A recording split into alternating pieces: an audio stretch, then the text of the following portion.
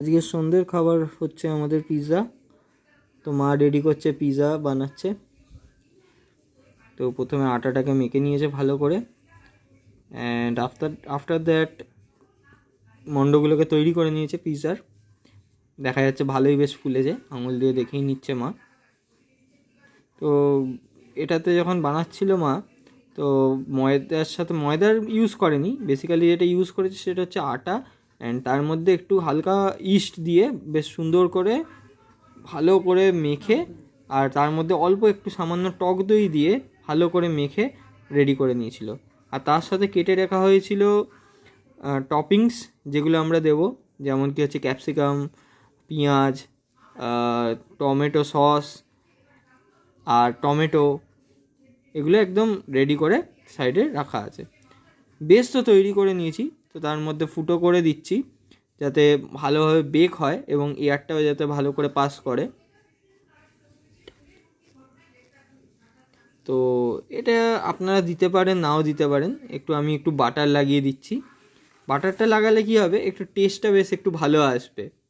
সেই জন্যে এটা ফার্স্ট টাইম দিলাম, একটু বাটার দিয়ে নিচে যে বেসটা সসটা লাগানোর আগে, তো বাটারটা দিয়ে একটুখানি মাখিয়ে নিলাম। তো এবার সসটা দিয়ে নিচ্ছি। অনেক ইউটিউবে ভিডিওগুলোতে দেখি সসটা কেমনভাবে দেয়, তো ট্রাই করছি ওইভাবেই দেওয়ার।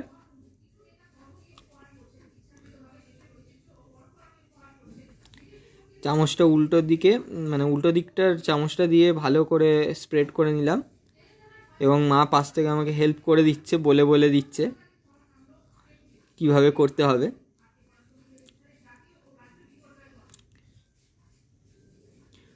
তো এর সাথে একটুখানি আমি একটু নুনটা ছড়িয়ে দিচ্ছি স্বাদ মতো, যাতে একটুখানি টেস্টটা আসে। তো এইবার আমি টপিংসগুলো নিয়ে নিয়েছি, যেগুলো আগে কেটে রেখেছিলাম। তো ফার্স্টে ক্যাপসিকাম দিয়ে স্টার্ট করছি। ক্যাপসিকামগুলোকে ছড়িয়ে দিচ্ছি যেমনভাবে আপনি দিতে চান। আমি তো এইভাবে দিয়ে দিচ্ছি, র্যান্ডামলি যেখানে যেখানে স্প্রে ছড়িয়ে দিচ্ছি, এবং আমি অনেকটা করে দিচ্ছি যাতে টপিংসটা বেশি থাকলে বেশ মুখে ভালো লাগে।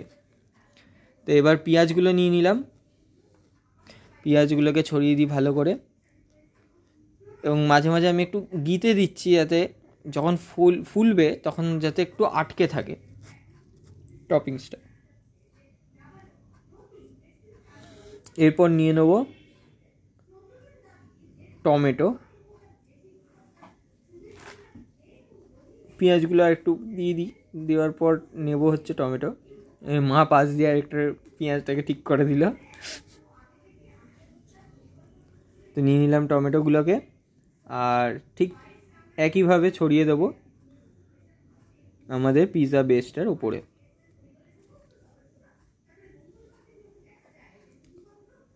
সো ফাইনালি দেখতেই পাচ্ছি যে আমাদের ওভারঅল টপিংস দিয়ে ছড়ানো কমপ্লিট। তো এইবার মা দিয়ে দিচ্ছে হচ্ছে চিজ। অ্যাকচুয়ালি চিজ যেটা কিউবগুলো, সেই কিউবগুলো আমাদের কাছে ছিল না, তো স্লাইসগুলোই ছিল। স্লাইসগুলোকেই কেটে মা ওর ওপর দিয়ে বসিয়ে দিচ্ছে, এবং দেখতেই পাচ্ছেন সুন্দর লাগছে। আপনাদের কেমন লাগছে কমেন্টসে অবশ্যই জানাবেন। এবং মা এটা খুব মন দিয়ে খুব ভালোভাবে তৈরি করেছে।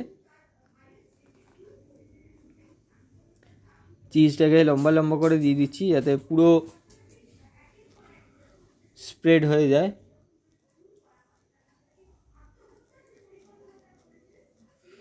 তো একটা ক্লোজার লুক নিয়ে নিই। দেখেই ভালো লাগছে না বন্ধুরা?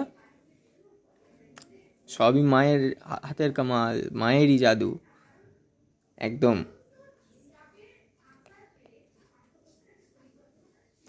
তো এর উপর একটু হালকা গার্নিশ করে নিচ্ছি, একটু ওই ধনেপাতা, আর মা একটুখানি ব্ল্যাক পেপার দিয়ে ওপরটাতে একটু ছড়িয়ে দিয়েছে।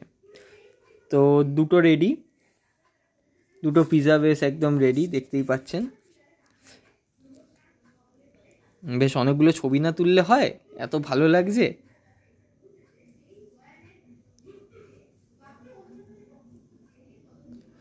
তো বেক করে নেওয়ার পর আমার পিৎজা রেডি হয়ে গেছে। দারুণ কিন্তু গন্ধ বেরিয়েছে। তো এবার পিৎজা কাটার দিয়ে একটু কেটে নিই। এবং হোমমেড পিৎজা, কোনো বাইরের আলাদা আলতু ফালতু কোনো জিনিস এক্সট্রা ব্যবহার করা হয়নি, একদম হোমমেড। আর আপনাদের আমি তো জানি, আমার তো এখন জিভে জল চলে এসেছে। আমি জানি না আপনাদের কি হচ্ছে এই ভিডিওটা দেখে। কমেন্টস করে তো অবশ্যই জানাবেন, আর যদি চ্যানেলে নতুন থাকেন তো লাইক অ্যান্ড শেয়ার তো অবশ্যই করবেন। আর নিজেরা বাড়িতে এই রেসিপিটা করবেন এবং আপনারাও শেয়ার করবেন আমার সাথে। তো হালকা একটু সস আর ভালোবাসা দিয়ে আমাদের পিৎজা করে দিলাম রেডি। এতে আমরা খাওয়ার জন্য একদম প্রস্তুত। আমার ভাই তো খেয়ে বলে দিয়েছে দারুণ হয়েছে।